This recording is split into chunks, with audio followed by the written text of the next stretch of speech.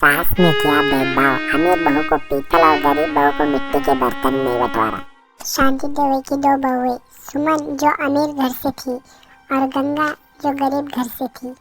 सुमन के माता पिता बहुत अमीर थे, वो शहर की रहने वाली थी। ठीक है माँ जी, बहुत हो गया। मैंने इस गंगा के साथ अपने माँ बाप ने दिए हुए महंगे पीतल के बर्तन नहीं बांटने वाली। जब देखो तब ये बर्तन खराब कर देती है या गिराती रहती है या फोड़ती रहती है। मेरे कितने पीतल के बर्तन इसने गिरा गिरा कर उस पे खरोंचे ला दिए। अगर आपने इसे समझाया नहीं तो मैं अपने माँ बाप को फ़ोन करके बता दूंगी।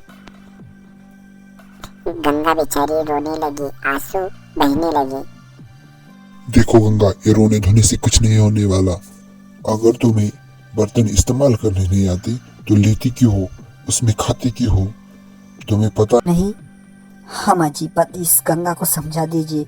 मेरे बर्तनों के आज के बाद हाथ ना लगाए, वरना मैं मेरी माँ से कह दूंगी कि मुझे वापस बुला ले, मैं घर छोड़ के चली जाऊंगी। इसके रोज का नाटक देख देख कर मैं थक चुकी हूँ। मुंह तो ऐसे बनाती है जैसे बहुत कहीं की मासूम है, जैसे बहुत बड़ी दुखियारी है, इस पे सारे दुख हुए हैं। और काम तो ऐसे करती जलती है मुझसे माँ जी अंदर ही अंदर, इसलिए मेरे बर्तन गिराते रहती है। मुझे इसकी शक्ल से भी नफरत होने लगी है। अगर ऐसा ही चलता रहा तो मैं इस घर में नहीं रहूँगी। मैं मेरे पति को लेकर यहाँ से चली जाऊँगी, मेरी माँ के यहाँ। मेरी माँ की मैं इकलौती बेटी हूँ। हेलो माँ, मुझे यहाँ पर मेरा अच्छा नहीं लग रहा, मुझे आपके पास आना है। इन लोगों ने आपने दिए हुए बर्तन गिराते हैं, मुझे अच्छा नहीं लगता, यहाँ मेरा मन नहीं लगता। आप मुझे लेने जल्दी आ जाइए, मैं यहाँ नहीं रह सकती। मेरी सास भी मेरी बात नहीं सुनती, मुझे यहाँ नहीं रहना। अब जल्दी से आइए वरना मैं कुछ कर बैठूंगी। फिर आप मुझसे बाद में बोलना मत कि मैंने आपको बताया नहीं। मुझे यहाँ पे नहीं रहना इन लोगों के साथ। मैंने पहले ही कहा था मुझे किसी अमीर घर में मेरी शादी करो, लेकिन आपने गांव में कर दी। मैं यहाँ एडजस्ट नहीं कर सकती। आप जल्दी से आइए और मुझे यहाँ से ले जाइए, वरना वरना मैं कुछ अपने साथ कर बैठूंगी। जल्दी जल्दी आइए माँ, बाप पापा से कहिए जल्दी से, मेरा यहाँ मन नहीं लग रहा।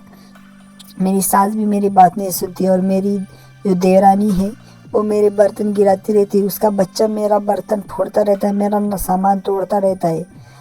मैं एक तो मेरा यहाँ पे बंटवारा कर दो तभी रहोगी, नहीं तो मैं यहाँ पे नहीं रहने वाली। जो हो देखा जाएगा। आप आती हो या मैं ये इस घर छोड़ के भाग जाऊंगी कहीं दूर, इन लोगों से दूर। इन लोगों से मैं तंग आ चुकी हूँ माँ, तंग आ चुकी हूँ। देखो गंगा, तुम्हारी वजह से सुमन को कितनी तकलीफ उठानी पड़ रही है। अगर उसकी माँ यहाँ आ गई तो देखो हमारे साथ क्या होगा। हमारे खेत गिरवे रखे थे, उसकी माँ ने छुड़ा के दिए। मुझे पता है तुम गरीब घर से हो, तुम्हारे बाप के पास फुटी कौड़ी नहीं है। ये रोना धोने का नाटक से कुछ नहीं होने वाला, इन आंसू से पेट नहीं भरते। ये जो है सुमन के बाबा ने दिए हुए सब है। आज के बाद उसके बर्तनों को हाथ मत लगाना, समझ आई बात? तुम्हारे बेटों को भी समझा दो कि दूर रहे सुमन के बर्तनों से या उसकी चीजों से। उसकी माँ अगर यहाँ पे आ गई तो सब कुछ छीन लेगी। सुमन को अगर वो लेके चली गई तो हम रास्ते पे आ जाएंगे। माँ जी, पर इसमें मेरी क्या गलती है? मैंने क्या किया? मैंने तो बस उन्हें साफ करने को लिया था, एक पत्थर ऊपर से गिर गया और बर्तन टूट गया। इसमें मेरी गलती नहीं है माँ जी, आगे से ऐसा नहीं होगा। एक बार माफ कर दो, आगे से मैं ऐसा बिल्कुल नहीं होने दूंगी। आगे से ऐसी नौबत ही नहीं आएगी। गंगा, तुमने जो कर दिया वो बहुत बड़ी बात है। बेचारी सुमन को कितनी तकलीफ उठानी पड़ी तुम्हारी वजह से। मैं तुम लोगों का बंटवारा करना चाहती हूँ। आज से तुम सुमन के लिए के बर्तनों को हाथ नहीं लगाओगी। कल सुबह मैं तुम्हारे लिए दूसरे बर्तनों का इंतजाम कर दूंगी, उसमें ही खाना बनाना और अपने इस बेटे को खिलाना। जाओ अब, मैं मुंह मत दिखाओ, कल सुबह आना। तभी दूसरे दिन सुबह हुई और सुमन और गंगा साथ आई तो देखा एक तरफ मिट्टी के बर्तन और एक तरफ पीतल के बर्तन। सास मन ही मन कुछ गहरा फैसला सुनाने का इंतजार कर रही थी। क्या हो माँ जी, आपने आज बुलाया था ना मुझे, मैं आ गई। आपका क्या फैसला है बता दीजिए। आपका जो भी फैसला होगा मैं मान लूंगी, मुझे उससे कोई शिकायत नहीं रहेगी। आपका फैसला मेरी सर आंखों पर। मैंने आज तक आपका कभी मान नहीं तोड़ा, आगे भी नहीं तोड़ूंगी। तोड़ भी कह सकती तो कर भी कह सकती है। गरीब घर से जो है, तेरे बाप के पास फूटी कौड़ी नहीं है देने के लिए, और तू सुमन का बराबरी करेगी। ये जो तेरे तरफ मिट्टी के बर्तन है, तो आज से उसमें ही खाना पकाएंगी। पीतल के बर्तनों को देखना भी मत, उससे 200 कदम दूर रहना। आज से सुमन के बर्तनों को तूने छुआ भी तो तेरा इस घर में आखिरी दिन होगा। इस मिट्टी के बर्तन में तू खाना पका, अपने बेटे को और अपने पति को खिला। मुझे और सुमन सुमन के पीतल के बर्तन की ओर देखना भी मत। एक बार कह दे रही हूँ, अगर गलती से ऐसी गलती हुई तो तेरा इस घर में आखिरी दिन होगा, और तेरे बेटे को लेकर निकल जाना अपने माँ बाप के यहाँ, उन फटीचरों के यहाँ जहाँ खाने के लिए भी तरसना पड़ता है। यहाँ तुझे खाने के लिए पेट भर मिलता है, उसमें खुश रह कर क्यों बेचारी सुमन को परेशान करती है।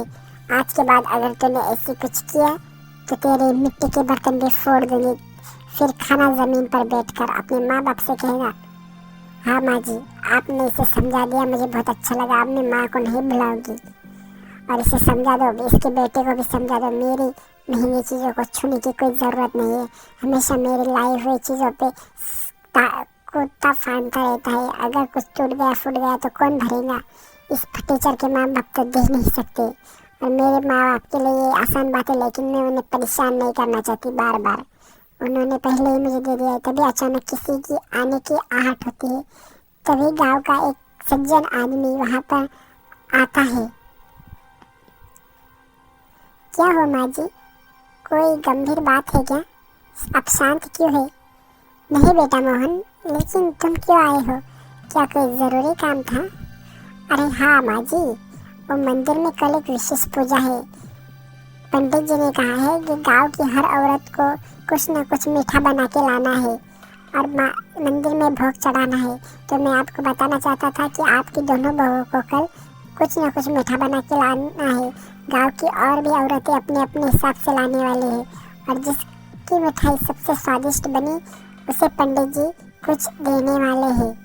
तो आप याद से कल सुबह अपनी दोनों बहुओं को लेकर जल्दी से आ जाना। हम सब आपका इंतज़ार करेंगे। गांव में ये सब नियम सबके लिए है।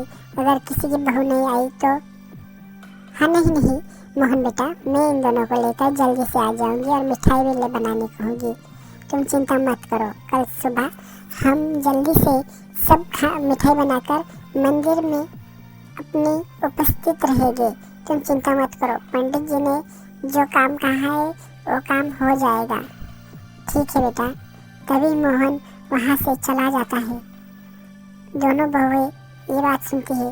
देखो बहुओं, झगड़ा आपस में, लेकिन मिठाई बनाना अपने अपने बर्तनों में। गंगा, इसके बर्तनों को छूना भी मत। सुमन, तुम अपने हिसाब से बनाओ। दूसरे दिन सुबह सुमन ने अपने पीतल के बर्तन में बनाया और गंगा ने अपने मिट्टी के बर्तन में स्वादिष्ट व्यंजन बनाए। सुमन ने बादाम डाल के मिठाई बनाई और गंगा ने लड्डू। सभी मंदिर में गए। सभी औरतों ने अलग अलग प्रकार के मिठाई अपने हिसाब से बना के लाई थी। किसी ने कांच के डब्बे में, किसी ने पीतल के, किसी के तांबे के में। लेकिन पंडित जी पूजा कर रहे थे, सब इंतजार कर रहे थे पंडित जी के मुड़ने का। पंडित जी ने सबको आरती दी और कहा, तुम सब ने मिठाई लाकर बहुत अच्छा किया। बहुत खुशी हुई मुझे ये देखकर कि हमारे गांव की औरतें धर्म के कार्य में कितनी आगे है। तभी सबकी मिठाई उसने अपने प्लेट में रखकर पहले मंदिर में भोग चढ़ाया और कहा, मैं अभी बताता हूँ, पहले भोग चढ़ाने दो। भोग उन्होंने जल्दी से सबकी एक प्लेट में मिठाई ली और भोग चढ़ा दिया, और परिणाम बोलने के लिए सब उनकी तरफ ध्यान दे रहे थे। वाह, आप सबने तो एक से एक बढ़कर मिठाई बनाई, लेकिन सबसे अच्छी मिठाई बनी गंगा बेटी तुम्हारी। तुमने ये इतनी स्वादिष्ट मिठाई कैसे बनाई? सबकी मिठाई में सेम अलग एक जैसी बात थी, लेकिन तुम्हारी मिठाई में तो कुछ अलग ही थी। ऐसी क्या बात थी? मैंने अपनी मिठाई पंडित जी बर्तन में नहीं, मिट्टी के बर्तन में बनाई। किसी स्टील या पीतल के बर्तन में नहीं, मिट्टी के बर्तन में। वाह, ये तो पुरानी कला है। पहले के लोग मिट्टी के बर्तन में ही खाना बनाते थे, इसीलिए उनका स्वास्थ्य बहुत अच्छा था। इसीलिए तुम्हारी मिठाई सबसे अच्छी है। वो बेटा गंगा, तुमने आज मेरा दिल जीत लिया। मैं तुम्हें आज से मंदिर की सेवा करने की सौभाग्य देना चाहता हूँ। कल सुबह तुम हर सुबह आरती करा करोगी मंदिर के। अब घर जाने के बाद सास को अपना पछतावा हुआ कि उसने गंगा का कितना अपमान किया। बेटा गंगा, तूने आज गांव के सामने हमारी नाक ऊंची कर दी। मुझे माफ कर दे, मैंने तेरे ऊपर गलत इल्जाम लगाया और तुझे मिट्टी के बर्तन दिए। नहीं माँ जी, घर में तो ऐसी छोटी मोटी लड़ाई होती ही रहती है। मुझे आपसे और सुमन दीदी से कोई परेशानी नहीं है। हाँ गंगा, मुझे भी माफ़ कर दे। मुझे मेरी गलती का एहसास हो गया। मैं अमीरी में इतनी बह गई थी, मैं नहीं जानती थी कि स्वाद हाथों में होता है, बर्तनों में नहीं। मुझे माफ़ कर दे, आगे से मैं ऐसा नहीं करूँगी। मैं मोनू को भी कभी कुछ नहीं बोलेंगी। तो ठीक है बहू, आज के बाद प्रेम से रहना। आज के बाद बंटवारा एक जैसा होगा। तुम दोनों मिट्टी के और पीतल के दोनों के बर्तन इस्तेमाल कर सकती हो।